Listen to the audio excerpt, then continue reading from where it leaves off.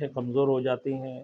جدید دور ہے، سائنس کی دور ہے، ٹی وی کے سامنے بیٹھی ہوئی ہوتی ہیں، کمپیوٹر چلا رہے ہوتی ہیں، اس کی اسکرین کے سامنے یعنی مانیٹر کے سامنے اس کی جو شعاعیں لگتی ہیں اس سے آنکھوں کی روشنی خراب ہوتی ہیں. یہ رسول کی سنت ہے. 2.5 مرتبہ جو ہے سلائی اب اپنے آنکھوں میں لگا لیں. اللہ اس سے آپ کے آنکھوں کی روشنی کو بہت تیز کر دیں گے. Thanks for watching. Don't forget to like, comment, share and subscribe to Maulana Habibullah Rouhani Official. نحمدہ ونصلی علی رسولہ الکریم اما بعد. میرے محترم دوستوں، بزرگوں، آپ اپنے گھروں میں اپنے بچوں کے لیے، اپنے بچیوں کے لیے، ہر بندہ نا، ہمارے بچے، میرے دوستوں، آج کل آنکھیں کمزور ہو جاتی ہیں. جدید دور ہے، سائنس کی دور ہے، ٹی وی کے سامنے بیٹھی ہوئی ہوتی ہیں، کمپیوٹر چلا رہے ہوتی ہیں، اس کی اسکرین کے سامنے یعنی مانیٹر کے سامنے اس کی جو شعاعیں لگتی ہیں اس سے آنکھوں کی روشنی خراب ہوتی ہیں.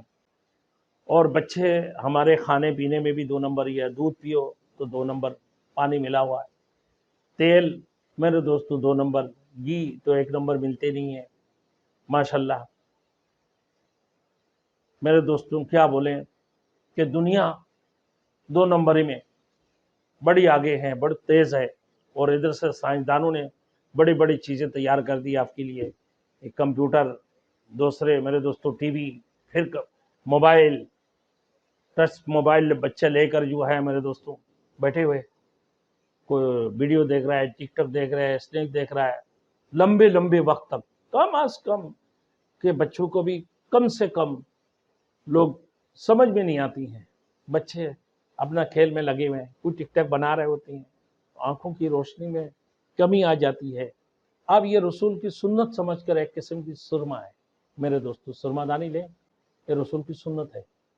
2.5 مرتبہ جو ہے سلائی اب اپنے آنکھوں میں لگا لیں.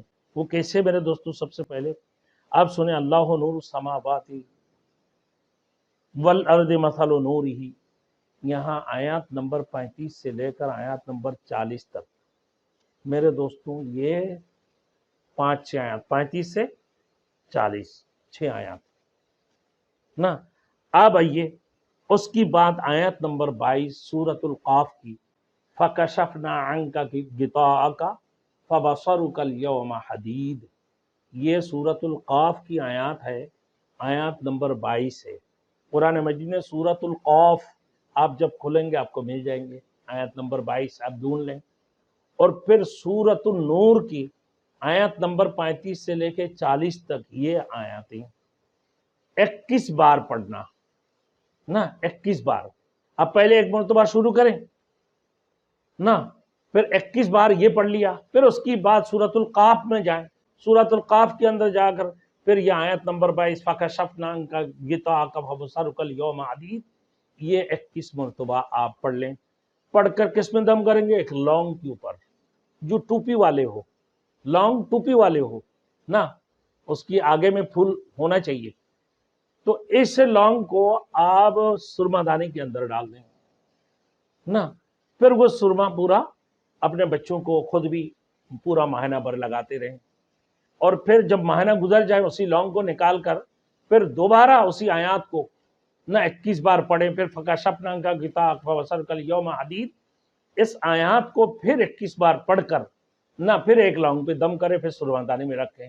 یا ہمیشہ کے لیے ایک تو رسول کی سنت کی نیت کر لے سرما لگاتے وقت، پھر رسول کی سنت کے اندر اللہ فائدہ بھی دیتے ہیں.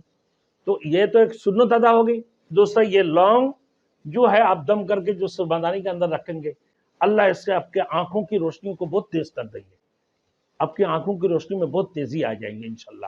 ہم بھی کریں گے انشاءاللہ، آپ بھی کرتے رہیں اللہ کی ذات نے، تاکہ آنکھوں کی روشنی بھی بڑھے. بھائی ہم بھی چشمے پہنے ہوئے ہیں، اللہ رب العزت کی آیاتوں کے اوپر، اللہ کی قرآن ہے، جب ہم عمل کریں گے انشاءاللہ یقیناً اللہ فائدہ دے گا.